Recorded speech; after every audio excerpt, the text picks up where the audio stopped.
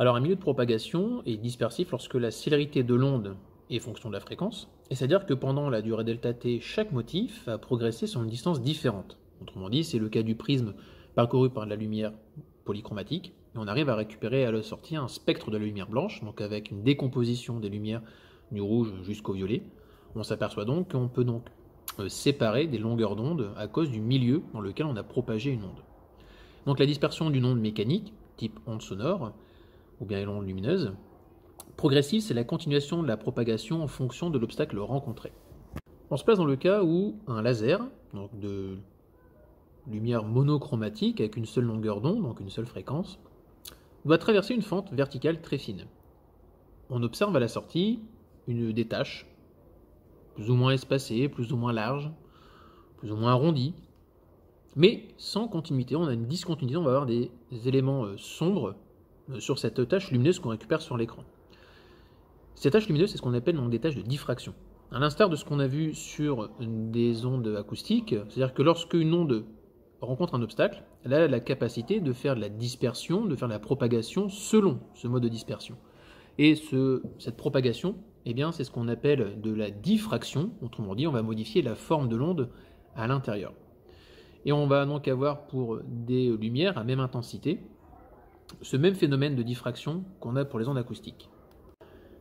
Pour aller un peu plus loin, si on prend donc le signal S d'une onde lumineuse, puisqu'on pourrait dire que la lumière elle se propage aussi comme une onde, et on pourrait l'assimiler donc à une onde, la formule mathématique qui lui correspondrait, c'est-à-dire que S, valeur du signal en fonction de x et du temps, serait A, une amplitude, que multiplie le cosinus de 2π sur t, t moins x sur c, plus phi, et phi qui est donc le déphasage à l'origine.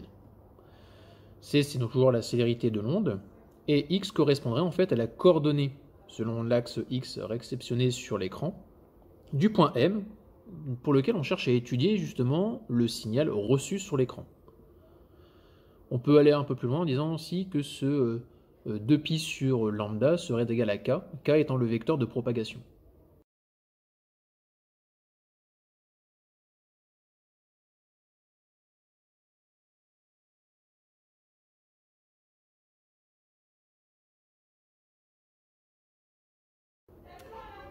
La tâche que l'on obtient donc de diffraction présente différentes caractéristiques. On va s'intéresser surtout en fait à la tâche centrale, la tâche la plus grande et la plus intense en termes d'intensité lumineuse, la plus forte, qui a ce qu'on appelle une largeur d. Alors moi ici dans l'exemple qu'on va traiter, on prend la largeur d totale, toute la tâche centrale.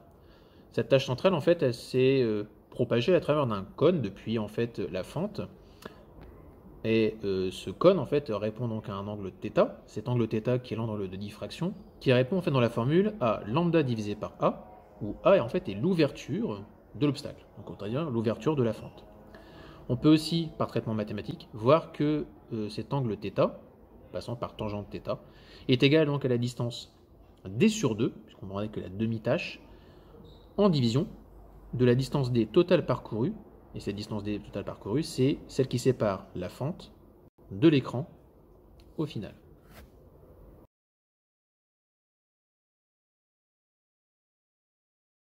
Lorsqu'on fait l'expérience de faire passer cette même lumière monochromatique, non pas par une fente, mais par deux fentes, c'est-à-dire que par deux obstacles l'un à côté de l'autre, eh bien on est capable d'observer à l'intérieur de la tâche de diffraction des franges rectilignes colorées, c'est-à-dire des franges en fait de lumière avec elles aussi à l'intérieur, donc des espaces sombres. Ces franges, elles correspondent à ce qu'on appelle des interférences. La lumière qui a été mise au départ est cohérente, puisqu'on part du même élément d'émission lumineuse. On passe à travers les deux fentes. Et à travers les deux fentes, on peut avoir ce qu'on appelle entre pour avoir un point sur un écran, une différence de marge. C'est-à-dire que la lumière, elle a pu passer par deux endroits simultanés, ou pour lequel elle a pu avoir un trajet plus court, et pour l'autre un trajet plus long.